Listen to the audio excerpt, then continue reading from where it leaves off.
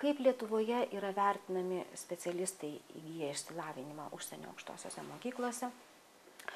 Be abejo, tai priklauso ne nuo šalies, kur tas išsilavinimas buvo įgytas, bet nuo aukštosios mokyklos, kurioje buvo mokytasi, nes kiekviena šalis turi labai gerus ir garsius universitetus ir universitetus, kuriuose mokosi, sakykime, netaip labai motyvuoti studentai. Taip pat įsidarbinimo galimybės priklauso nuo specialybės, kurią jūs įgysit užsienyje. Nepaslaptis, kad darbo rinka traukiasi ir Lietuvoje, ir Europos Sąjungoje, ir iš vis pasaulyje. Jaunimui nėra lengva susirasti darbą.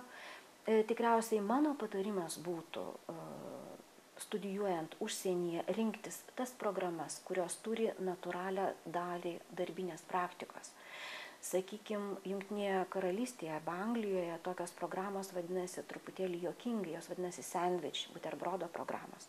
Ir tos buterbrodo programos, jos yra padarytos taip, kad 2 metus studentas mokosi akademinių dalykų, tada metus atlieka praktiką pagal savo specialybę ir grįžta ir 4 metus paruošia savo diplominį darbą.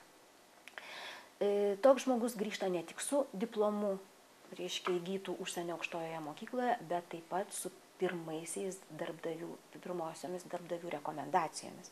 Tai be abejo palengvina tokio žmogaus įsidarbinimą. Studijavę Jungtinėse Amerikos valstijose, jie gauna studento vizą, kuri galioja visą studijų laikotarpį ir taip pat tęsiama po studijų pabaigos dar metus, kas yra darbinė praktika pagal specialybę.